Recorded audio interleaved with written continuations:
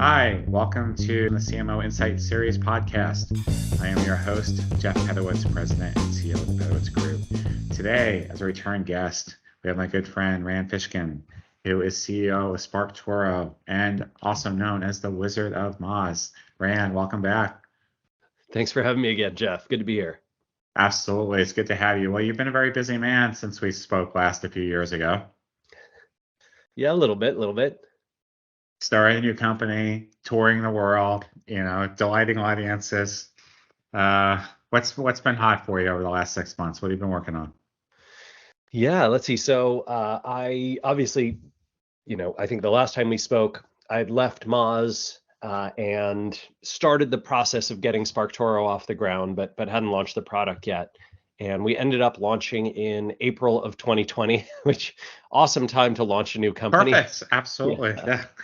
Everyone was just paying attention only to new marketing software at the time. There's nothing else going on. They were congratulating you on your prowess, marketing genius. Like, let's launch a company right at the beginning of the pandemic. Yeah. But so we had raised a little bit of money. We did not go the venture route for SparkToro. And actually, I'm hoping that we can sort of build a model for other entrepreneurs to follow that is an alternative to raising venture. So we raised money, 1.3 million from a lot of independent, angel investors, entrepreneurs, a lot of agency owners actually, like yourself. And they were folks who basically said, wow, this idea for SparkToro is really fascinating. I want to see that in the world. But they did not want the high risk, and neither did we, of the venture model, which is sort of like, 1 in 1,000 companies truly succeeds with that model. So SparkToro launched in 2020 and got to profitability only about 6 months later. So we've been profitable for almost 2 years now, and we are growing, I think, more slowly than a venture-backed company would. So, I think this year is going to be around 50% year-over-year growth, which is still, fantastic for an early stage company. We're very happy about that, but it's not, we're not going to hit the venture metrics. The team is tiny. There's only 3 of us, just myself, Amanda, and Casey. And we have a very, we sort of developed, Jeff, this very unique approach to work. So you mentioned that I've been very busy. I have been, that's absolutely true. But we try and do this thing called chill work, where we try and give ourselves no more than 25 to 30 hours of things that we need to accomplish in any given week. Sometimes, yes, absolutely, we'll work a full 40 or even more, 50 hours, whatever. But we try and keep it very manageable and in balance. Casey is sort of full-time caregiver for his 2 kids. Amanda's got a son, and they need more time to do the things that they need to do. And we're very hands-off. We have very few meetings. We have this light management style. It's kind of a beautiful way to build a business. And yeah, we do we do a lot of things. We're putting together this event called Spark Together, which is coming up in a couple of weeks. We're launching new features in the product. We're constantly doing marketing for it. But awesome. I know a lot of the people are trying to figure that out. There's a lot of studies in Europe now. Companies are experimenting with a 4-day work week. Yes. And Microsoft did this. By the 4-day work week, not like combining 40 hours into 4 days. It's just a 32-hour because the working model, and I believe this to be true, with all the technology advances we have, we're so much more productive in a typical 40-hour work week than we were with our parents and that generation. So with reality, we probably are doing twice as much or 3 times as work, but we're also busier than ever before. Like our kids have activities and we're spread out more, and we don't have the nucleus family anymore. So you're running back and forth, and we're doing more and more. So it's be interesting to see how it plays out. I think I know a lot of people are watching that with interest. Yeah, I think there's different kinds of work that folks do, and I want to be respectful and aware of that. My sense is that in knowledge-based industries where it's really about your creativity and your ability to bring kind of your full best intelligence to bear on difficult problems. You tend to do that best when you have lots of rest, right? Lots of actual sleep, when you're getting good exercise and getting some sunlight every day, and eating well, and living a relatively happy, stress-free life. And when you are not doing those things, your performance at work tends to suffer. And so what we're trying to optimize for is the same thing most businesses are trying to optimize for, which is everybody doing their best work. We just believe in the science of, hey, let's do that in the most efficient way rather than maximizing people's hours and trying to burn them out quickly. And that was, I think that was a hard won lesson from my last company, where I myself burned out. I think we talked about it last time we chatted, right? That I had developed depression and stepped down as CEO during that, and the company kind of went off the rails thereafter. So trying to prevent that from happening again, give ourselves that I want to look at SparkToro not as how do I make the most money possible in 3 or 4 years and burn out doing it and push a ton of people to whatever, build $1 billion company, but rather I want this business to be around for decades. I want to be happy and excited to go to work every day with it. How do I build something that's comfortable, that is accessible, that works for folks long term? And I don't know, it's a very 20th century mindset, trying to do something that I think the companies our parents and our grandparents worked for did. Yeah, and I think it's about giving ourselves grace. Yes. It's let's face it, we live in a very intense time. And very intense. I know people get concerned with the political discourse regardless of which aisle you're on. And I'm a big history buff, and I like reading some of the old newspapers from our elections back in the 1800s. And what's interesting is, if you think that we're nasty now, some of the stuff that people did back then were wow, and then the words they used to describe people.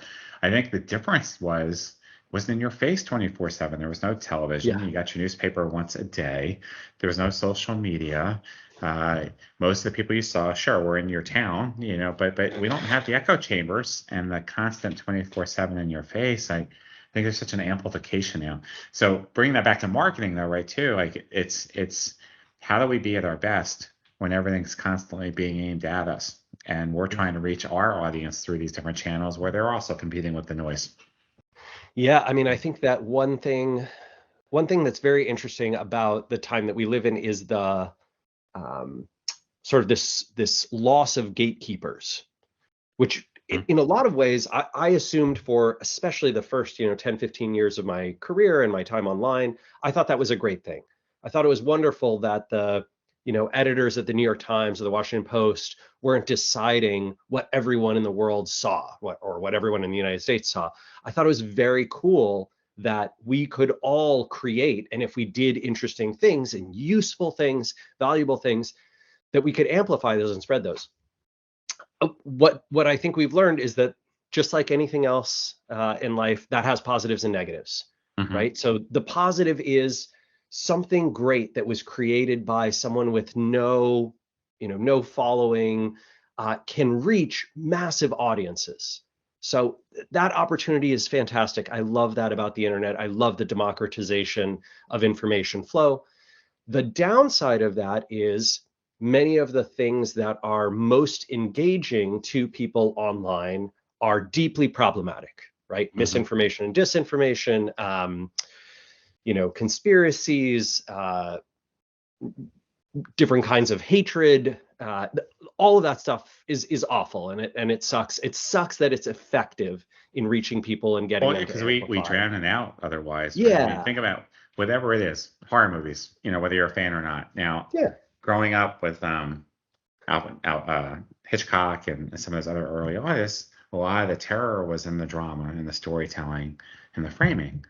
But over the years, that wasn't as gratifying to people as they needed more gore, more violence. It had to be bloodier. It had to be more violent. And same thing with our video games, right? So the more intense it is, captures our attention. And so the story in of itself, even if it's pure, if it doesn't have the dramatization around it, then people lose interest because we have conditioned people to want more.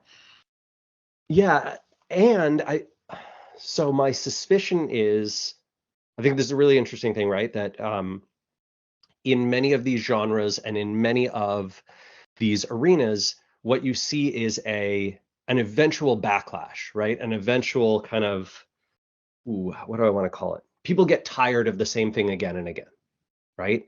If you've seen it before, the Marvel movies, 5 years ago, 6 years ago, everyone that came out, people were like, oh my God, we have to see. Now it's kind of like, gosh, have you seen the latest Marvel movie? I don't even know what it is. Like, there's so many. It's just, all right, we need something new, right? New genres got to come along and sort of shake us out of this, malaise. Yeah, what was that movie a few years ago that Jim Carrey was in, where he lived in the bubble in the town? Yes, The Truman Show. The Truman Show. And then, so it reaches its denouement, right? And then he escapes out of the town, and everyone was sad. And after 5 minutes, yeah, okay, so what else is on? Well, let's turn the channel. Like, what else are we going to watch? Yeah, it consumed them for years until it didn't. Exactly. So I think that, short term, I have lots of fear and concern, right? You can see whatever political violence ramping up. You can see sort of a return to, the appeal of fascism and authoritarianism. And my hope is that in the long run, that's something that humanity turns away from again. But in the short run, yeah, it's concerning.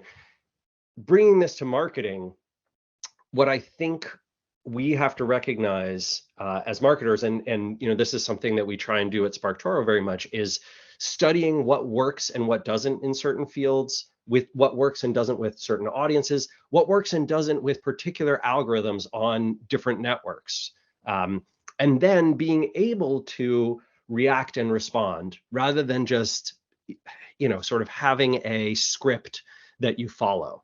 I don't think that works in marketing. I don't think it works in creative fields like filmmaking. I don't even think it works in politics and news. And what's interesting to me, right? Everyone says they want authenticity from the businesses. Yeah. Well, be authentic in your content, be authentic and transparent. But I'm not sure that the customer or the reader is always authentic either. Like, so if you look at, let's bring it back to politics for a second, right? So now the studies are this blatant voter bias where people are not being honest with how they're going to vote. So the pollsters have been off by wider degrees over the last 8 to 12 years because people are not actually telling them, they're telling them what they think they want to hear and not what they are actually going to do. And I think it's the same thing with whether it's content or campaigns. Or even in a sales cycle, right? I mean, there's that phrase, buyers are liars. Are you the decision maker? Yes, I am. What's your time frame? 30 days. Do you have budget? Yes, I have budget, right? But then beyond that, are people really truly being honest? Because, if you're just trying to get to the content, you're going to say whatever you want to say just to get whatever it is that you want to read. And then you can determine whether or not, whether it's valuable. But in the meantime, how much value or stock is the company putting in to the respondents' information? Oh, this person's right in segment. They answered like these questions. They fit my ICP, right? Until they don't. So it's. I think it's interesting. Yeah, there's. So we had a fascinating experience with this at SparkToro. In the first 18 months of the company's life, Casey was sort of building the product, and I was just doing kind of pre-customer interviews and a lot of marketing too, right? Kind of building our audience. But what both of us found was that very often if I got on a video call with someone like yourself, right? So I'd be like, oh, Jeff, hey, how do you solve this particular problem? And, how does this sort of solution that SparkToro is talking about sound to you? We just find that the first part of that worked really well. So if I asked you, hey, Jeff, how do you in the Pedowitz Group currently go about finding sources of influence to reach out to and doing your ad targeting and your campaign targeting and, figuring out where your customers are or where your clients' customers are, lots of great answers would come back. But if I said, does this solution that we're building sound good to you? Or what would you want in a solution like that? Those answers were not good.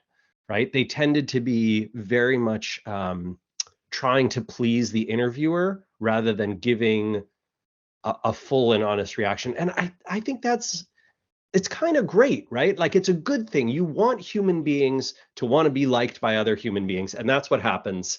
And so those conversations happen. As a result, I think it's truly important for product leaders to ask those first kinds of questions. How are you doing this today? What made you choose the solutions that you have? Those kinds of things, but not over focusing on what do you think of our solution? You're not going to get great answers to that. Well, I mean, isn't any true product innovation, whether it's the snap up lid on your toothpaste or the iPhone, the smartphone. I mean, before it came out, we all had our Blackberries and our pagers, and we were more than happy. Some of us were very addicted to Blackberry. They were our Crackberries, right? How do you know you want something before it comes out? Sometimes it's a little bit. You have to have an innovative idea and just see a potential gap, and then show people what they're missing. Yeah, I think otherwise you're basing your own purchases based upon your pre-existing biases.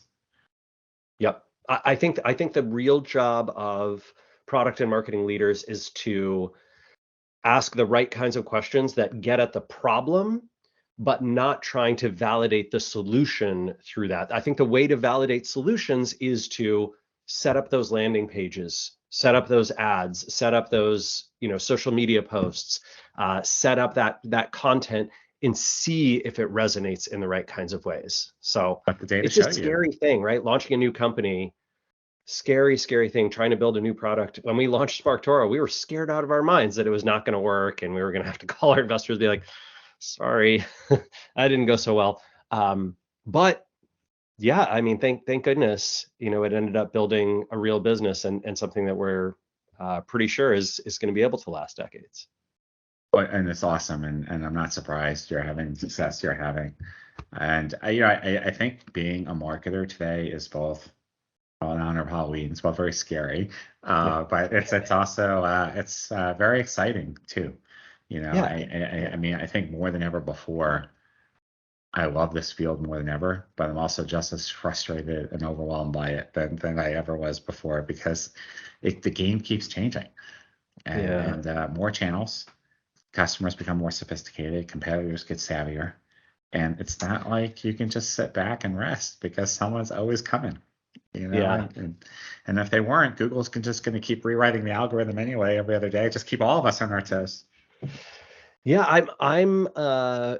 I'm very interested in this sort of idea that more channels are available to us. I think that's a big trend that very few businesses take advantage of, right? It's sort of like, well, I've heard of Google and Facebook and maybe Amazon if I'm in e-commerce, so I'm just going to throw all my dollars and all my efforts in those. And I think that's actually a big mistake. My experience has been, so this is personal, anecdote, but I think can be backed with data too, which is SparkToro does almost no SEO, right? Like, we don't rank for anything except our brand name. We don't do all that much content marketing. We do a little bit, we have a monthly webinar, we put up a blog post every few weeks, but it is nothing like what I was doing at Moz, to nowhere near that degree. So we're following this very different playbook where essentially what we do is go find sources of influence, like your, podcast and platform, Jeff. And we try to be present in those places where we know our customers and our audience pay attention, and then we provide value, right? We try and be, interesting guests, and we try and talk about things that are useful and prepare presentations and, deliver value that deserves and earns amplification, deserves and earns attention. And that finding our audience through their sources of influence, which is not just people Googling for things, people going to, Facebook or Instagram, people just on Twitter or LinkedIn, although those are good channels for us. This has turned into an incredible marketing engine, right? We have hundreds of people signing up for a free account every day on SparkToro, and half a dozen to a dozen people signing up for paid accounts. It's going quite well, and I think that process of marketing through your audience's sources of influence, it's not talked about. Like, it doesn't even have a name, right? People don't describe that. Which channels are you investing in? Well, we're in SEO and PPC and content, email, performance marketing. What about marketing through your customer sources of influence? What's that? I don't know who does that. It's a problem. We have yeah. So we're down here in Atlanta, right? And yeah. For years, coming from New York, couldn't get good deli, couldn't get good bagels, and so there's this little hole in the wall place called Bronx Bagels. It's they're like an old 50s style trailer. And we discovered it about 12 years ago. Better bagels than we could even get in up in New York. Now, as far as I know, I've never seen an advertisement from them at all. Every year, week by week, it is crowded, like Sunday, so much so that cars are parked up and down the highway because you can't get into their parking lot, and it's just like this little hole in the wall. The same people are still there. The food is amazing. It's a joint. They don't do any marketing, but it's authentic. And how? Well, the word gets out. You want to get good bagels, and you go there. Yeah. And I was thinking about that. I don't know, maybe I'm hungry. I had a late lunch, but I was thinking about when you're talking about influencer marketing, audience marketing, I think it does work in business too, because we often don't tap into the very people that value what we do the most, which is our customers. And really, at the end of the day, who do our potential customers really want to hear from? Not from us, right? They want to speak to our other customers because they'll tell them the good, the bad, and the ugly. Yeah. Where this comes back to for me is this not new, but relatively recent and rising trend over the last 4 years of people searching for products and then adding Reddit to the end of their query, right? Because what they want is to see what other real people, not whatever the marketing team at the direct-to-consumer brand that they're being targeted by, have to say about the product.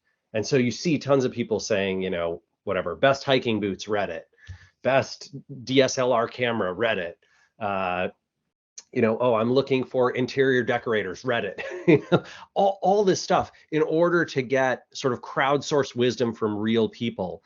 I think you see this too when folks talk about how there's more activity on TikTok and Instagram for which restaurants should people go to, as opposed to the classic sort of whatever TripAdvisor, Yelp, Google Maps model.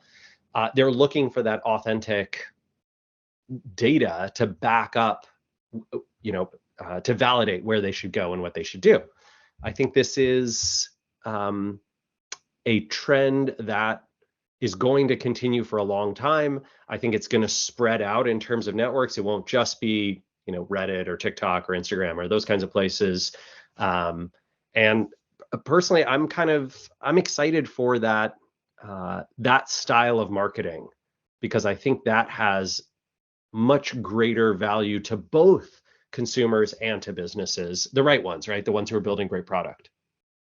Yeah, and well, the power from one person spreading good word. I mean, it's versus you're spending so many other dollars on the hard cost to get someone to come in. And one of the toughest and most frustrating things for sure as a marketer is when the problem is not the marketing, when the problem is the product, right? And I think that excluding marketing from your product development and iteration and improvement process is just a recipe for disaster. You have to be thinking about that, right? So in the example, like if I want to compete with Bronx Bagel, making a good bagel is probably not enough. Like, it's not going to get me over the hump, because Bronx Bagel has built up this massive audience of people. They know, all over the Atlanta area that that's the place to go. That's where that line of cars is, right? And making a bagel that's just as good, I'm not sure that's going to get people going to your spot, right? You're going to have to do something else. And this I guess you could say your marketing strategy would be full of holes then. Yeah, what you want is a well-rounded marketing strategy. Yes, friends. well-rounded, absolutely. Seasoned, A fully baked you know. marketing strategy. Yes, and everything marketing strategy and everything. Yeah. Um, so right, the way I would think about this, and this is the fundamental problem. I talk to a lot of business owners, even marketers, right, CMOs, who look at competitors and say, well, if they're doing this, why can't I just do it a little better and succeed? And that's not the way. That's not enough, right? You need that innovation. You need to do something quite different to earn attention. This goes back to what we were talking about earlier in the conversation, right? Around that fatigue and also brand familiarity and trust. If you want to be a breakout and get that attention, you're going to have to do something different than Bronx Bagel did. I think that probably involves both the product and the marketing and bringing those two together and saying, well, how are people learning about new places today? When folks in Atlanta go to new restaurants, when they like swarm a place, why is that? What happened there? Oh, it turns out it was media coverage that did it, or they got into these niche publications, or they got a bunch of people from Instagram and TikTok to come early on and, film and video and photograph that. Maybe or it's like those nightclubs that we never got invited to that all the cool people are going to, and you're wondering, like, I think no, there was even a club there. And fascinatingly, right, a bunch of those clubs were paying people to stand out front, right? They were paying people to stand in line to make it look like what, manipulative tactic, but potentially effective. I would think about, right, if I were making, Jeff and Rand's bagels in Atlanta, I think we should consider, how do we make our shop, our bagels, our spreads more photogenic, more video friendly than Bronx Bagels, right? So that when someone takes a picture of that bagel, when they photograph themselves or video themselves, when they come into the store, maybe it's the lighting and decor, maybe it's the wall colors and the backgrounds, maybe it's the the egg wash on the bagel itself after it bakes that like gives it that perfect shine and texture. And maybe it doesn't add all that much. Tastes good. Hopefully it tastes good too, right? Yeah. Like the product has to be fundamentally good. Yes. But that's not enough, right? You have to then also say, how does my audience learn about new things? How am I going to break into those? And yeah, this is where I see a ton of startups. They'll come to me with a great pitch, like a great product pitch. And I'm like, okay, but how are you going to get that in the hands of the people who care about what you do? Why are they going to pay attention to you? Why are they going to amplify you? How are you going to get those initial amplifiers? That's the real difficulty.